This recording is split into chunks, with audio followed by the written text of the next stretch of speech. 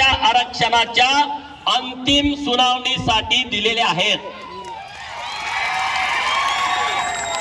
म्हणजे मी तुमच्या समोर बोलतोय 22 ऑक्टोबरला, आता किती दिवस राहिले तुम्ही मोजा की एवढ्या दिवसामध्ये आपल्या आरक्षणाची अंतिम सुनावणी होतीये। आणि उच्च न्यायालयाने हेही सांगितलं की नाताळाची सुट्टी झाल्यानंतर धनगर आरक्षणाच्या केसचा निकाल आम्ही देणार आहे। आणि मला 1,00,000% विश्वास आहे, बिरोबाचा आशीर्वाद आहे, माकूबाईचा आशीर्वाद आहे, बाळूमामाचा आशीर्वाद आहे। आणि गेल्या 70 वर्षामध्ये धनगरांच्या वरती जितका अन्याय झाला तितका अन्याय देशातल्या कुठल्याच जातीवरती झाला नाही। आणि त्यामुळं उच्च न्यायालयामध्ये जवळपास माननीय मधु शिंदे यांच्या नेतृत्वाखाली महाराणी अहिल्यादेवी प्रबोधिनी विचार मंचनं किमान 170 पुरावे धनगरांच्या बाजूने सादर केलेले आहेत। आणि दुसऱ्या बाजूला राज्य सरकारनं धनगर या राज्यामध्ये अस्तित्वात नाही हे शपथपत्रावरती दिलं आहे 2019 ला, 2022 ला आणि 2023 ला सरकारच्या वतीनं पुन्हा 2 शपथपत्र धनगरांच्या बाजूने दिलेले आहेत। म्हणजे जी खरी परिस्थिती होती ती दिलेली आहे। आणि त्यामुळं 1,00,000% निकाल आपल्या बाजूला लागेल।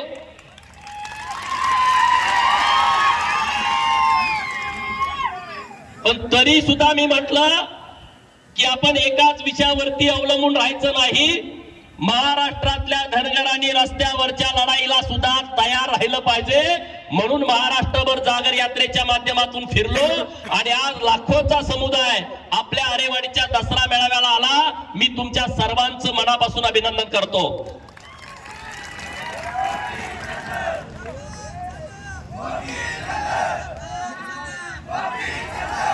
कारण आपल्यामध्ये फूट पडावी असा अनेक प्रयत्न केला जातोय।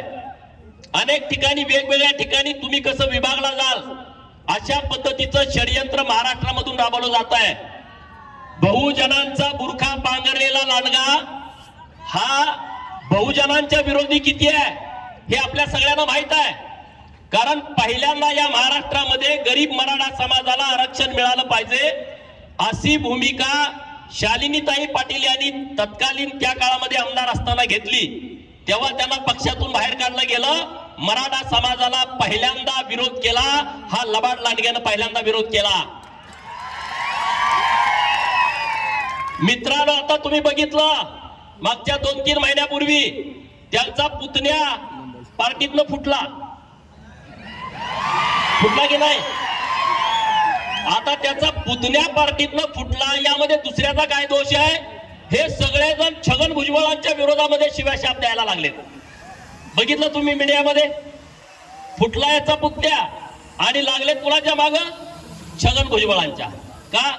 हा माळी समाजाचा माणूस आहे, गरीब समाजातला माणूस आहे, तर ह्यांच्या पाठीमागे लागायचं। पहिल्यांदा समता परिषदेमध्ये त्यांनी जे मोठं महाराष्ट्रामध्ये चळवळ उभा केली होती बहुजनांना एक करण्याची, आणि या लांडग्याला माहित आहे बहुजन जर एक झाले तर महाराष्ट्रामध्ये काय होऊ शकतं, म्हणून समता परिषदेला दाबायचा प्रयत्न झाला। डॉक्टर बाबासाहेब आंबेडकरांनी स्थापन केलेला रिपब्लिकन पार्टी ऑफ इंडियाचे तुकडे तुकडे तुकडे केले। त्याच्यानंतर संघर्ष योद्धा माननीय गोपीनाथरावजी मुंडे साहेब या महाराष्ट्राच्या मुख्यमंत्री पदावरती विराजमान झाले असते, परंतु काही आमदारांना फूस लावली आणि माननीय गोपीनाथरावजी मुंडे साहेबांना मुख्यमंत्री पदापासून वंचित ठेवला। बंधारी समाजाचा पहिल्यांदा मुख्यमंत्री महाराष्ट्रामध्ये झाला असता। म्हणजे हे सगळं जे षडयंत्र सुरू आहे या षडयंत्राकडे आपण नीटपणे बघितलं पाहिजे।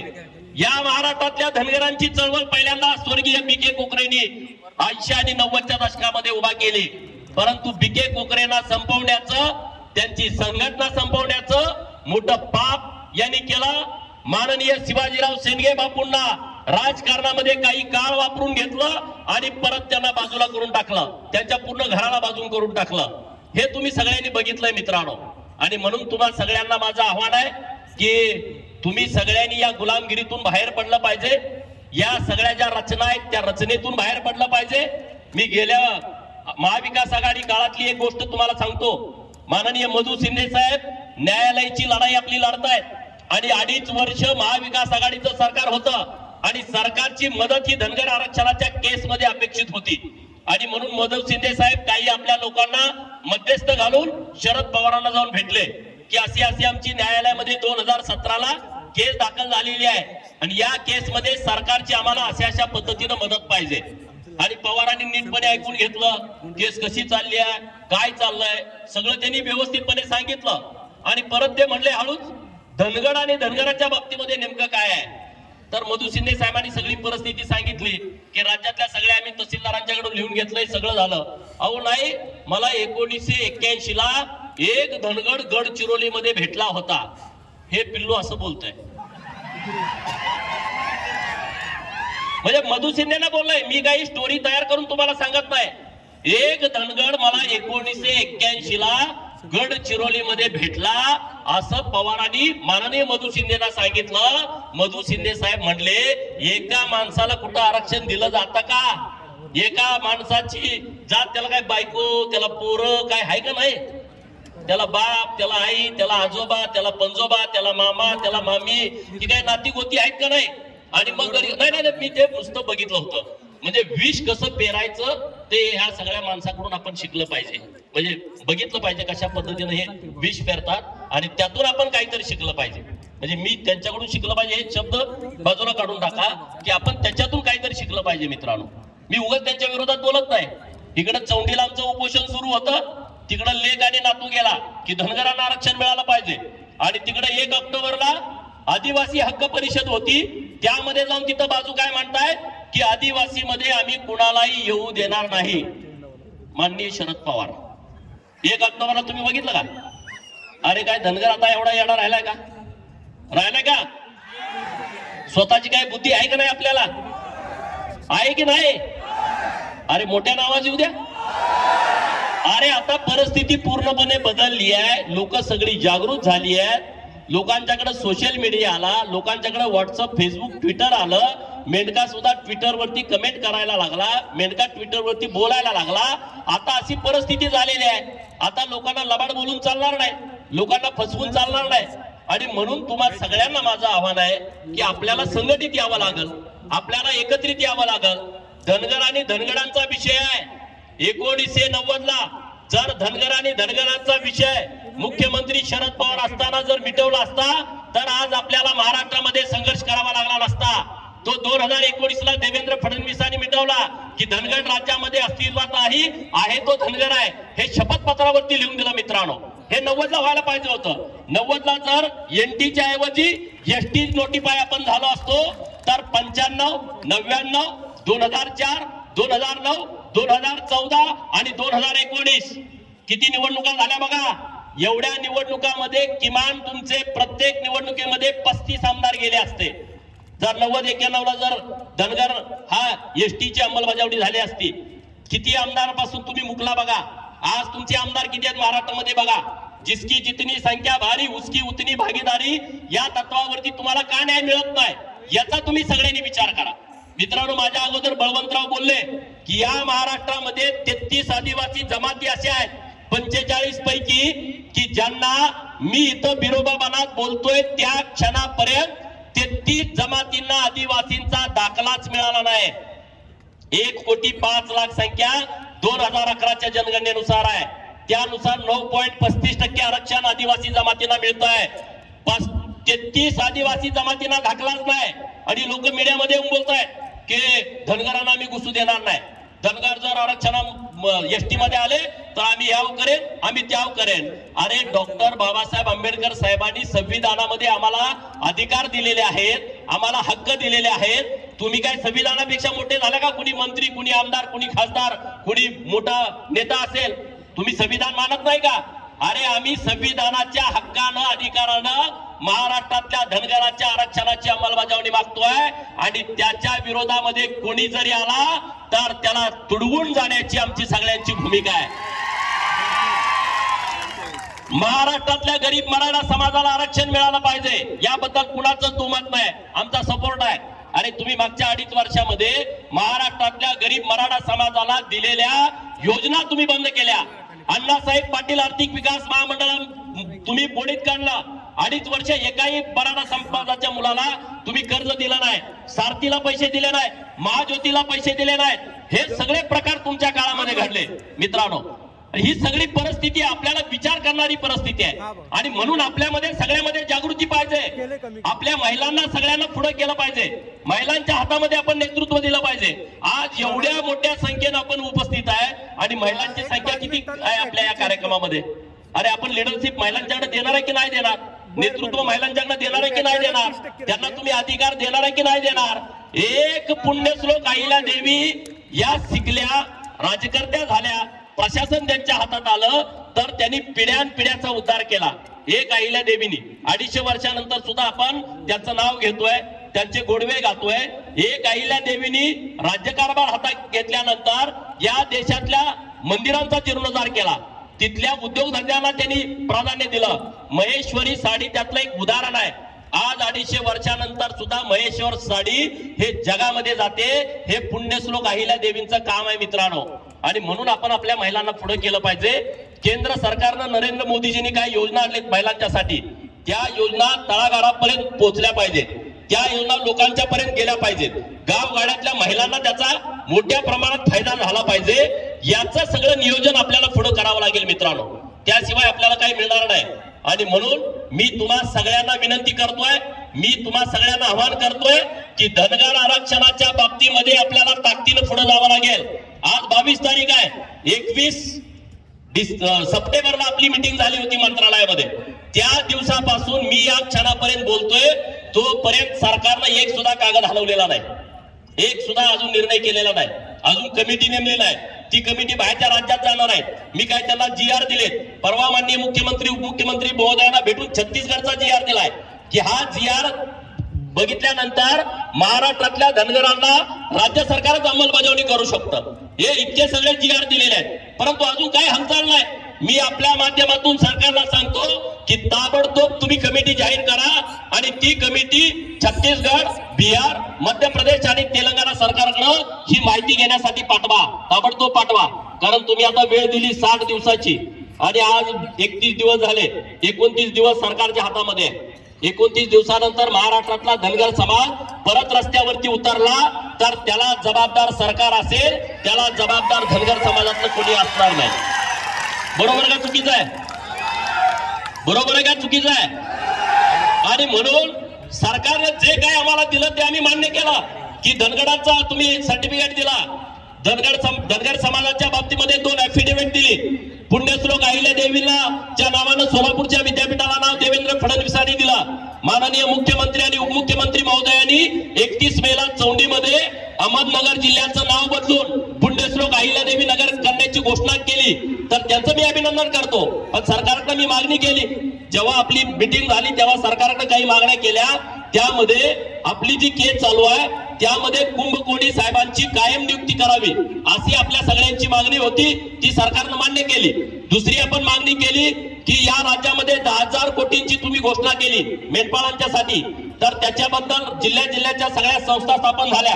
तर आता त्याच्याबद्दल तुम्ही महाराष्ट्राचं फेडरेशन तयार करून त्याचा अध्यक्ष लवकरात लवकर डिक्लेअर करा, म्हणजे धनगर समाजाची ती योजना तळागाळापर्यंत जाईल. तिसरी मागणी आपण मेंढपाळांच्या बाबतीमध्ये, अरे मेंढपाळांना कुणी मारतं, कुणी मारझोड करतं, मेंढपाळाला इकडे येऊ नका तिकडे येऊ नका, मोठा अन्याय अत्याचार करतं, तर त्याच्यासाठी स्वतंत्र कायदा तयार करावा.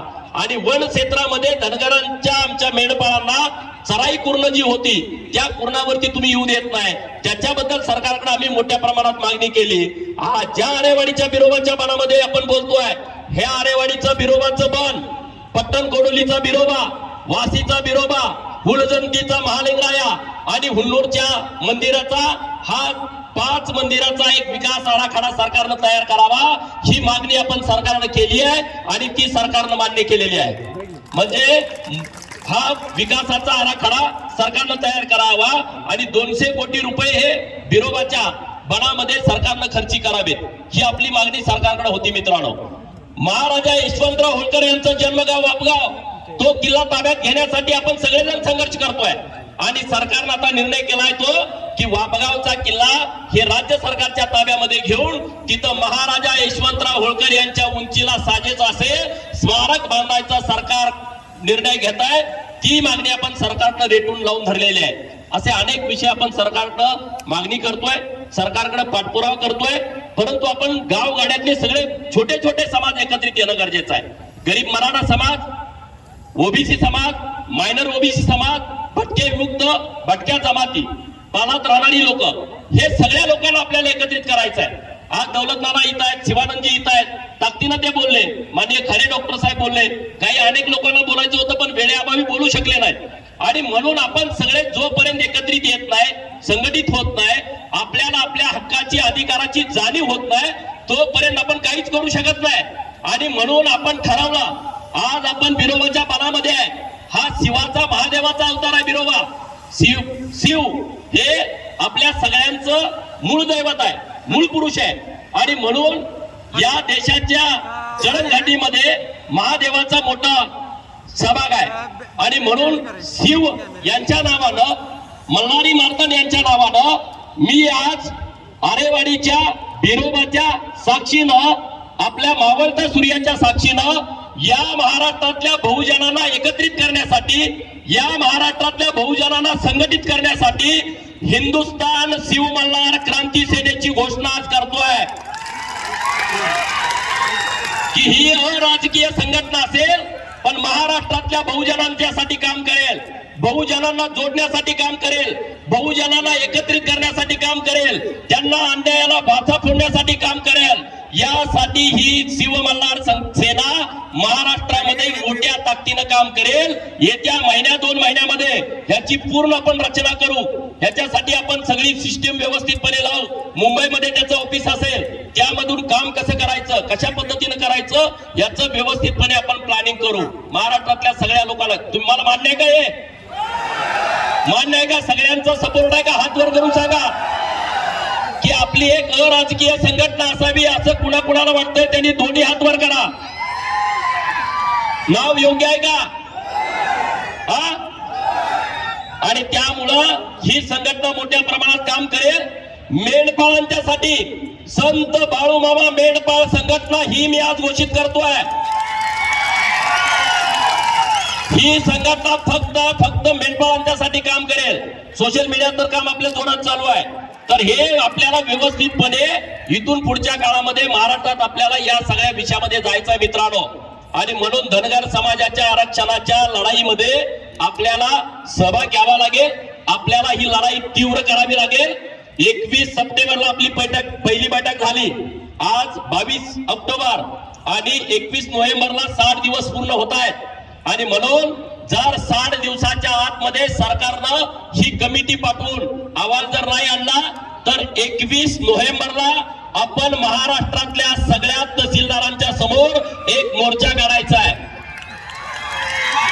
बरोबर का? 21 नोव्हेंबरला मंगळवार आहे. आपण महाराष्ट्रातल्या सगळ्या तहसीलदारांच्या समोर मोर्चा काढू. आणि अधिवेशन सुरू होत आहे 7 डिसेंबरला. 7 डिसेंबरला गुरुवार आहे.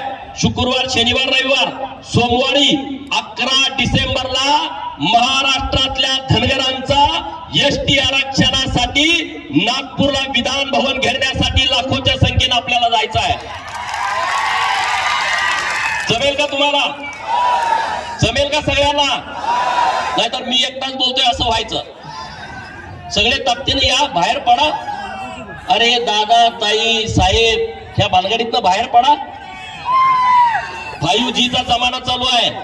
नेट कुठला आहे तुमच्याकडे आता?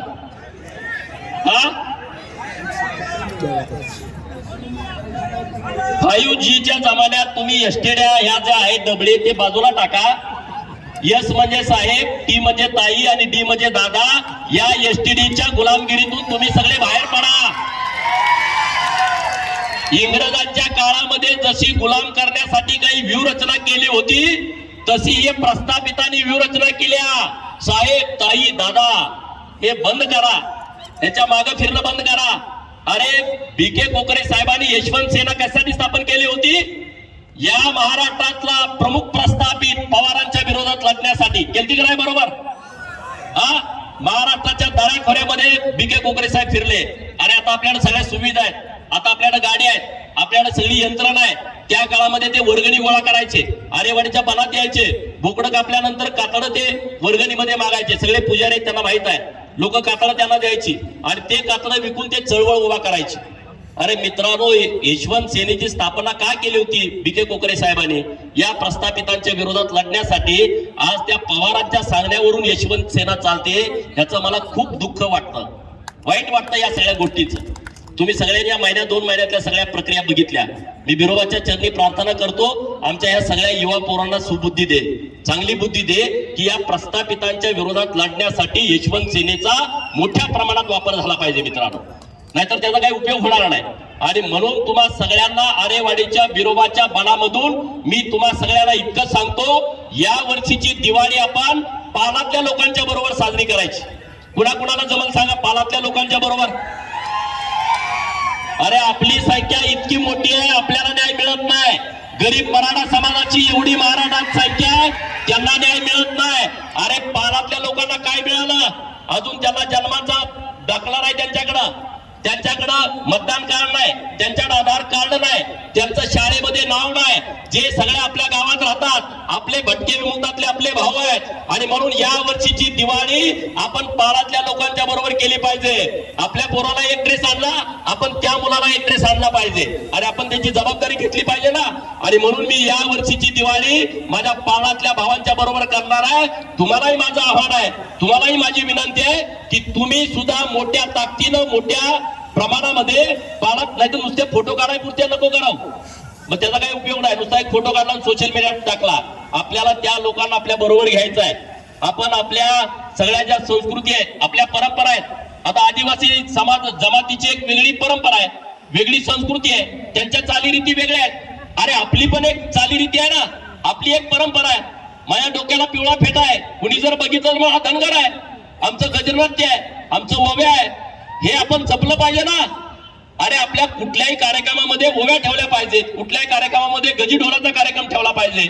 लग्नामध्ये ते काहीतरी फ्री शूट आलंय, काहीतरी लग्ना अगोदर ते नवरा बायको फोटो काढतात आणि मला काय काय आमची मुलं दाखवतात की लग्नाच्या अगोदर धनगरी फेटा, खांद्यावरती घोंगडं आणि हातामध्ये काठी, असं शूट करणारे फोटो बघ. मला त्यांचा खूप अभिमान वाटतो.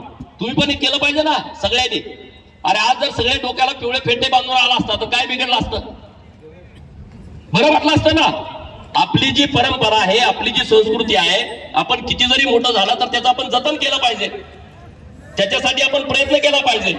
हे सगळं काम आपल्याला हातामध्ये घ्यायचं आहे मित्रांनो, हे सगळं काम तुम्ही हातामध्ये घ्या. आज महाराष्ट्रामध्ये जी परिस्थिती निर्माण झालेली आहे, ज्या परिस्थितीतून जर मार्ग काढायचा असेल तर आपल्या सगळ्यांना एकत्रित यावं लागेल, आपल्या सगळ्यांना संघटित व्हावं लागेल. धनगर समाजाच्या आरक्षणाची लढाई जिंकल्याशिवाय तुम्हाला काहीच करता येत नाही, काहीच करता येत नाही मित्रांनो. आणि त्यासाठी संघर्ष करावा लागेल. ते काय असं सिंहासन तुम्हाला मिळणार नाही. महाराजा यशवंतराव होळकर यांनी संघर्ष करून सिंहासन मिळवलं होतं.